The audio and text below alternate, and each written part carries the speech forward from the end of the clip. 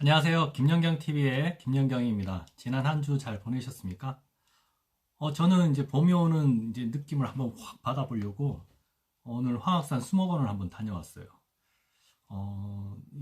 이미 뭐 복수초라든지 풍년화라고 들어보셨어요? 일본, 어, 꽃으로는 가장 먼저 봄을 부르는 게 이제 복수초고, 나무에서 제일 먼저 피는 게 풍년화라고 합니다. 뭐, 시간 되시면 한번 보러 가시면 될 것 같고, 저는 오늘 산수유랑, 어, 그 생강나무, 얘 둘이가 너무 똑같잖아요? 그래서 그거 한번 비교해보는 이제 블로그 글을 한번 써보려고 오늘 사진 찍으러 간 김에 산책도 좀 하고 왔습니다.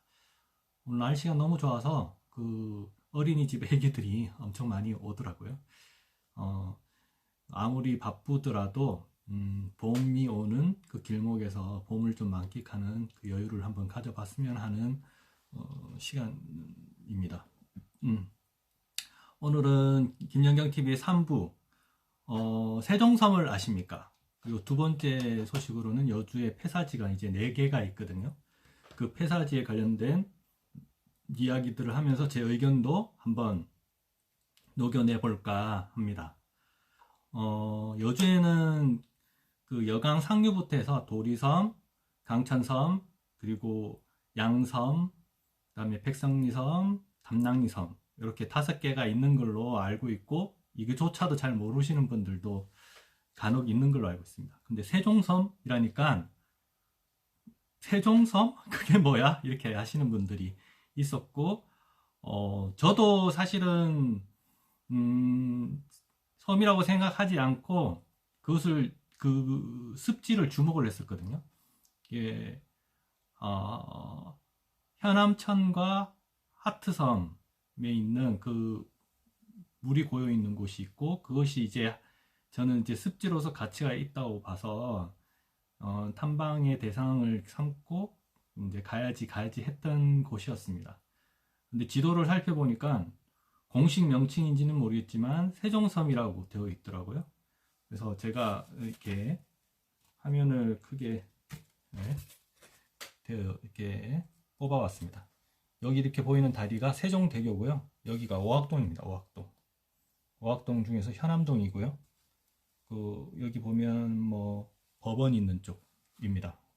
그리고 여기가 달팽이 공원 있고 여기가 이렇게 지금 안 보이는데 파크 골프장이 쭉 이렇게 강변 따라 있는 곳이거든요. 그래서 여기 보이시면 이런 하트 모양의 인공섬이 있습니다. 이걸 하트섬이라고 하고 이 하트섬도 잘 모르시는 분들이 있더라고요. 그래서 여주 시내에서 오학동으로 넘어가는 쪽으로 보면 왼쪽 편에 이 습지가 있습니다. 습지가 있고 이 부분이 네, 이제 세종섬이라고 합니다. 저는 이제 요 인근에서 보는 노을이 너무 예쁘거든요. 그래서 노을섬이라고 나 혼자는 막 생각하고 이제 지었다고 막 그랬는데 세종섬이란 명칭이 딱 있어서 좀 구태연하긴 하지만 그래도 세종이라는 그 이름이 가지는 또 그 파괴력이 있지 않습니까? 그래서 뭐 세종섬이라고 이제 명칭을 뭐 하기로 하고 노을섬은 애칭으로 가져가기로 해 한번 생각하고 있습니다. 근데 이 섬이 가지고 있는 가치는요. 여기 보면 여기 오금천이네요. 현암천이 아니고 오금천에서 내려오는 요 하류 지역과 그 남한강이 들어와서 이렇게 빠져나가지 못한 이 공간이 수초들도 많고 물고기도 엄청 많을 것으로 봅니다. 겨울에 되면 겨울 철새들도 많이 오는 공간이거든요. 그래서 실질적으로 이 생태적 가치가 많이 있을 것으로 보이고 현장에 갔을 때는 살쾡이 똥이라든지 고라니 똥이라든지 뭐 이런 분들을 직접 확인할 수가 있었습니다. 그래서 다양한 생명들이 이 공간 안에서 삶을 살고 있다. 근데 중요한 것은 이 섬을 관통해서 이제 요 끝을 갔을 때 그 여주보를 바라보게 되거든요. 그 여주보를 바라보는 데서 어떤 느낌이 들었냐면 양평에 있는 새물머리 같은 느낌이 들었습니다. 여주가 양평하고 비교도 되지 않게 여강이 아기자기하고 곳곳에 습지라든지 섬이라든지 에 다양한 볼거리가 있음에도 불구하고 이제 주목받지 못하는 것은 막 흩어져 있잖아요.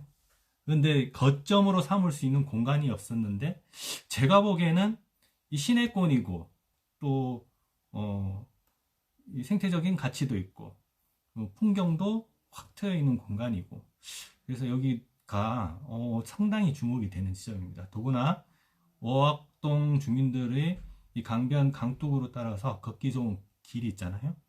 그것을 이렇게 끝까지 연결하다 보면 여기까지 오게 됩니다. 이제 일상적으로 우리 어학동 주민들이 이 공간을 쓸 수 있지 않을까 하는 생각도 들고요. 네, 그래서 다양한 활용이 가능하고 생태적 가치도 높은 이 세종섬을 이젠 주목해야 되지 않나 하는 생각이 듭니다. 근데 안타까운 것은 제가 1월 24일 지인 한 명이랑 처음으로 이제 답사를 갔다 왔고 혼자 가려니까 너무 좀 뭐가 나올지도 모르는데 무섭기도 하고 그래서 한 명을 이제 꼬셔서 다녀왔었고요. 2월 21일은 여강 생태 체험 발굴단 단원들이랑 이곳을 공식적으로 이제 들어가 보게 됩니다. 그게 2월 21일이었습니다. 네, 안타까운 것은 여기가 이제 그 여름 수해가 나면은 이제 잠기는 곳이에요. 그래서 뭔가 쓰레기들이 정리가 안 돼 있고 특히 가시박이 완전히 한 절반 이상 정도는 이렇게 점령을 하고 있어서 가시박은 생태 유해종이거든요. 그 점령하고 있어서 억새라든 갈대가 다 넘어져 있고 심지어는 작은 나무들 같은 경우도 이렇게 자빠지려고 하는 그런 사항들을 확인할 수 있었어요. 그래서 우리 생태체험 발굴단을 선도로 해서 여기에 가시박 제거라든지 환경정화 관련된 일들을 좀 해야 되지 않겠나 하는 이제 저희 과제를 좀 안고 왔는데요. 여주 시민들이 많은 관심을 가지면 다양한 형태의 활용이 가능한 지역이라고 봐졌습니다. 세종섬에 대한 부분들은 앞으로 좀 더 많은 얘기들이 있었으면 좋겠고, 실제로는 여기는 남이섬이 한 10분의 1 정도, 4만 제곱미터 정도 되니까 10분의 1 정도 되는 것으로 보여지고요. 크기는 그리 크진 않지만 그 위치와 생태적 가치 그리고 다양한 용도를 쓸 수 있는 부분들에 대해서는 한번 깊이 고민해서 우리가 잘 관리하고 보호했으면 하는 마음이 듭니다. 네, 이것으로 세종섬에 대한 얘기들은 간단하게 한번 정리해 봤고요. 2부로 넘어가기 전에 2부가 얘기가 좀 깁니다. 넘어가기 전에 광고가 있습니다. 짜잔! 여주에 그 많은 곳에 벚꽃이 이제 피지만 특히 이제 흥천면 대로를 따라서 이렇게 쭉 가다 보면 굉장히 긴 곳에 이제 벚꽃이 심어져 있고 특히 여기 상백리, 기백리 이쪽 인근에는 벚꽃이 너무 예쁩니다. 그래서 한 몇 년 전부터 했는데 코로나 때문에 안 됐다가 다시 이제 올해 재개하게 된 첫 해입니다. 그래서 상당히 기대도 되고 관심도 집중이 돼요. 그래서 이번에는 야간에서도 볼 수 있게 그 조명 장치들을 하고 있더라고요. 그래서 야간에 이 벚꽃이 폈을 때 그 느낌과 함께 주간은 주간대로 주간에 멀어오신 분들은 야간에 오셔가지고 마음껏 즐기셔도 좋은 추억들을 남길 수 있을 것 같아요. 여주의 흥천면 많이 알려져서 뭐 10몇만 명 이렇게 찾아왔다고 하는 코로나가 막 퍼지기 전에 그런 새로운 벚꽃 관광지로 각광을 받았던 지역입니다.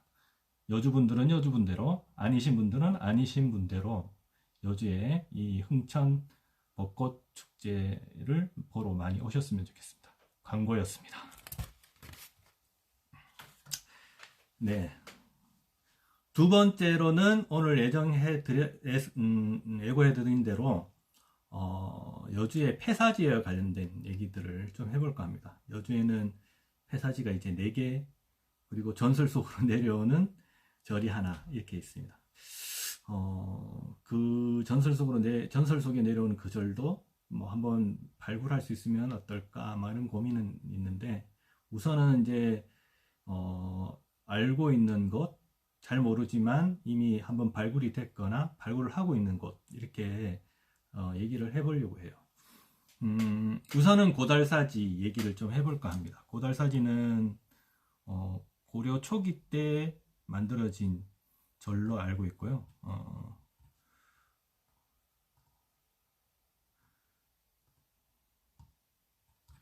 선종 사찰입니다.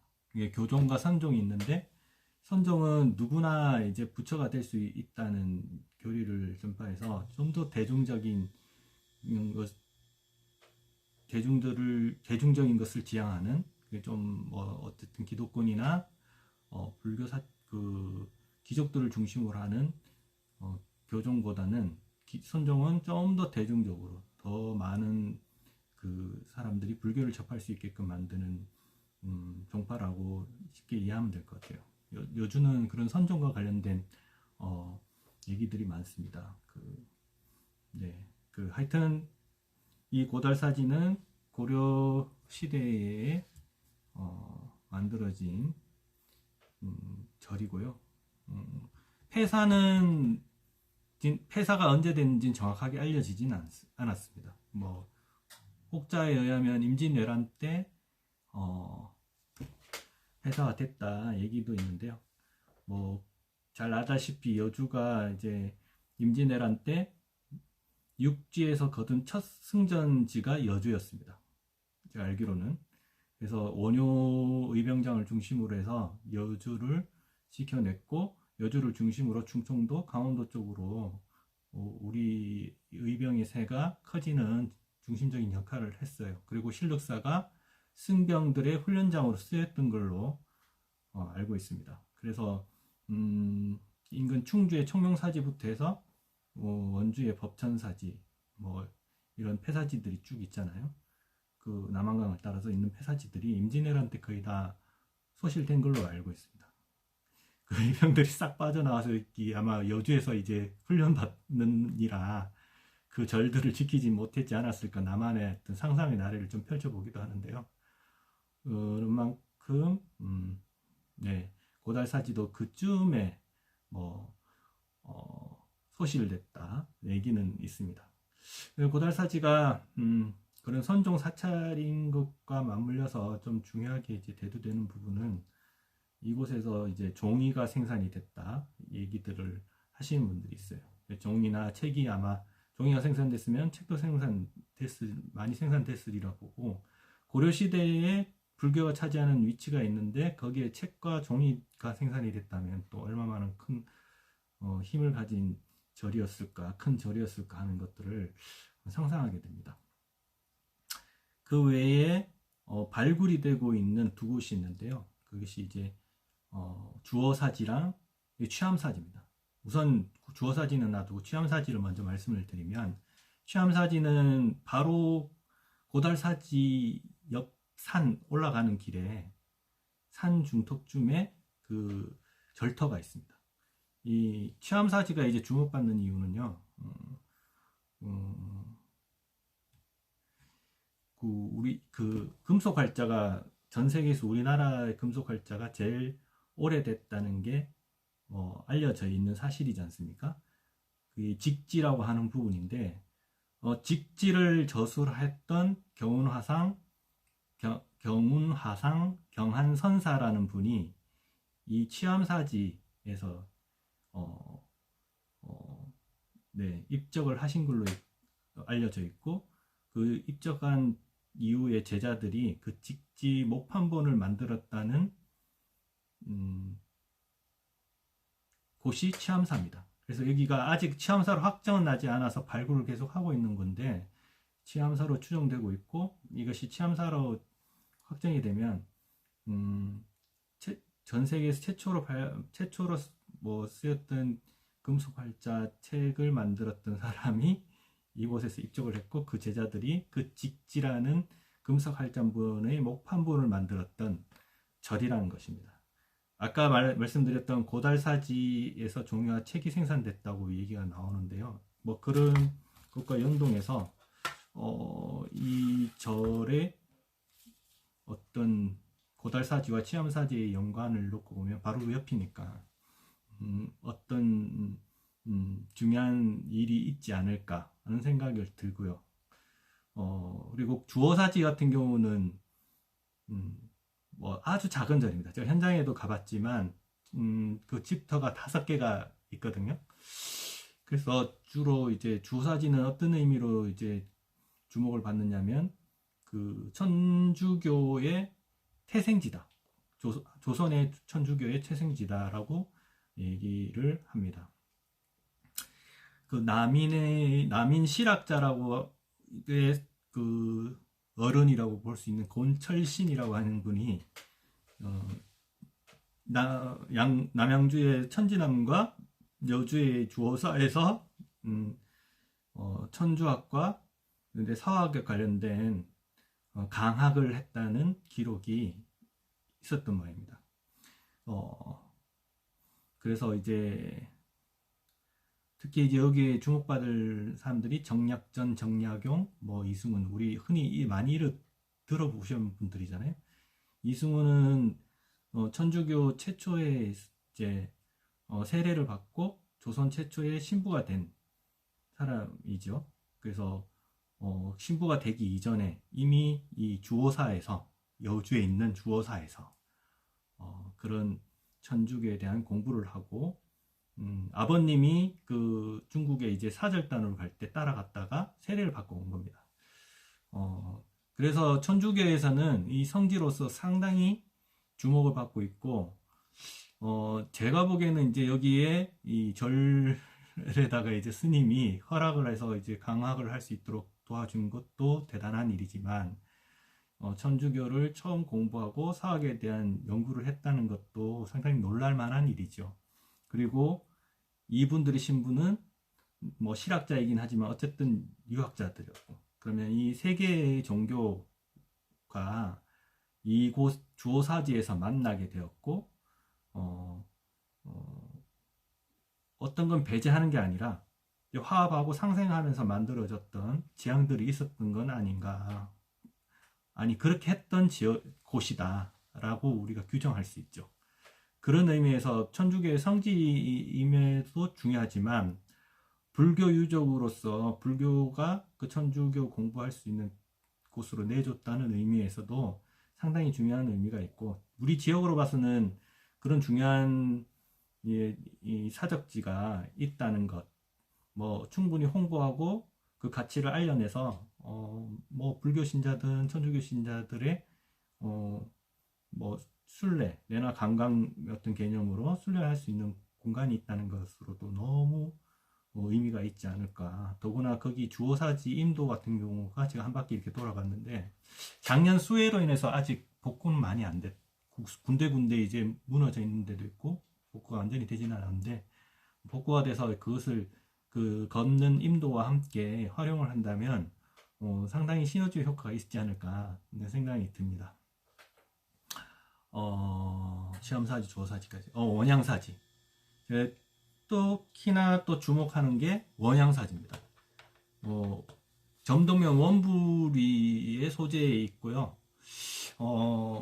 지금은 그곳을 흔적을 찾아볼 수가 없어요. 처음에 저도 원양사지에서 여주 처음 왔을 때는 고달사지처럼 이렇게 정비되어 있는 곳인 줄 알았습니다. 근데 그 경기문화재연구원 홈페이지에 있는 주소지로 찾아가 보니까 주소지가 없어요. 그 주소지가. 제가 보기에는 이 원양사지가 중부 내륙고속도로를 만드는 과정에서 발견이 됐고, 중부 내륙고속도로 계획되어 있는 각 가운데에 아마 있었기 때문에 1차 발굴을 하고 덮었던 걸로 알고 있거든요. 그게 여기 이 경기문화재연구원에 있는 지도입니다.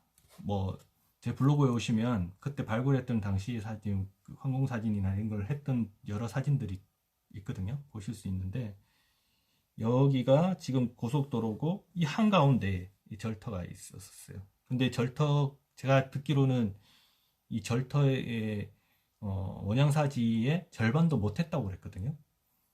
아마 이 인근 지역에 지금 여기는 고속도로 부지가 아니라 아마 여기는 고속도로 부지가 아닌데도 지금 농사를 짓고 있는 곳이라 그 기아 파편이라든지 이런 것들이 막 쪼각쪼각 나가지고 막 널려 있는 걸 제가 확인했었고요. 이쯤 어디쯤 그리고 여기는 지금 인삼밭으로 쓰고 있는데 이곳도 작년에 갔을 때는 유편들이 밖으로 나와 있었지. 올해는 가보니까 그 유편들이 싹 사라지고 없던데 제가 그 뒤쪽에 가봤더니 나무 심어져 있는 곳에 곳곳에 유편이 있습니다. 그래서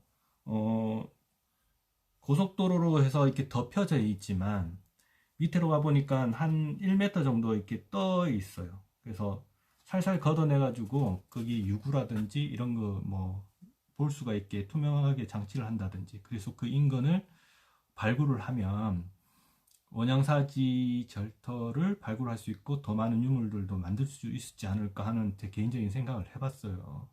그래서 지금 땅이 녹으면 다시 한번 이제 가볼까 생각이 드는데 어쨌든 저희 지역의 통일신라 시대 때 만들어졌던 그 불교 유적지가 있는데 방치가 되고 있는 것에 대해서 너무 가슴이 아프고 어쨌든 이것을 잘 활용해서 고속도로 위에 여기가 원양사지다 모양을 만들어 가지고 이렇게 띄울 수도 있잖아요. 이렇게 뭐 기설을 해가지고 그러면 그 만약에 발굴해서 그 인근이 정리가 되면 그 원부리 일대에 특히 여주 같은 경우는 서남부에 어떤 문화재 유적들이 좀 많이 없는데 그 길을 거점으로 해서 새로운 어떤 모멘텀을 좀 만들 수 있지 않을까 하는 생각까지 저는 해봤습니다.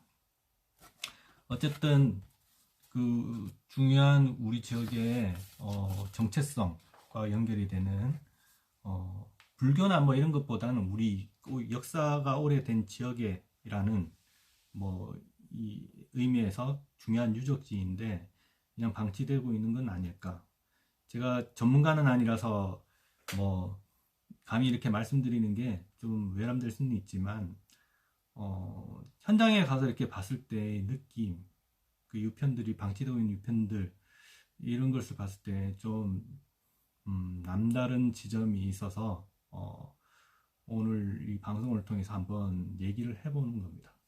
그래서 여주에는 크게 이게 4개의 폐사지가 있는데 그 폐사지가 어떤 특정 종교의 어떤 유물이라기보다는 우리 지역의 역사적인 내용이잖아요. 좀 더 이 그 폐사지에 대한 정보나 자료들을 뭐 연구 용역을 하든 의뢰를 해서 실제로 또 많은 정보들을 가지고 있으면 좋을 것 같고 실제로 좀 발굴이나 이런 것들이 적극적으로 더 해서 보존되면 우리 여주 지역의 어떤 정체성을 밝히는 데서도 중요한 중요한 부분이 아닐까 하는 생각이 듭니다. 네, 오늘은 뭐 그게 이제 짧게 하려고 했는데 오늘도 20분을 훌쩍 넘겨버리네요. 뭐 어쨌든 2가지로 얘기했고요. 다음 주에는 더 많은 재미있는 내용으로 여러분들을 찾아뵐 수 있도록 그렇게 하겠습니다. 특히 이제 요즘은 조선의 정치 1번지라는 방송을 이제 글을 연재를 하고 있는데요. 저번에는 이괄의 난에 대한 얘기들을 좀 했었어요. 그래서 다음 주에는 그 부분에 대해서도 한번 언급을 하도록 하겠습니다. 뭐 어쨌든 아직은 준비를 좀 미흡한 부분이나 부족한 부분이 많은데요. 많은 관심과 응원 부탁드리고 실제로 홍보나 또 이런 것 좀 방송을 해봤으면 좋겠다는 의견이 있으시면 언제든지 김연경 작가한테 보내주시면 뭐 댓글을 다시든 아니면 뭐 010-7561-0615로 연락을 주시면 제가 반영하도록 노력하겠습니다. 언제나 여주를 위해서 발로 뛰는 김연경이었습니다. 감사합니다.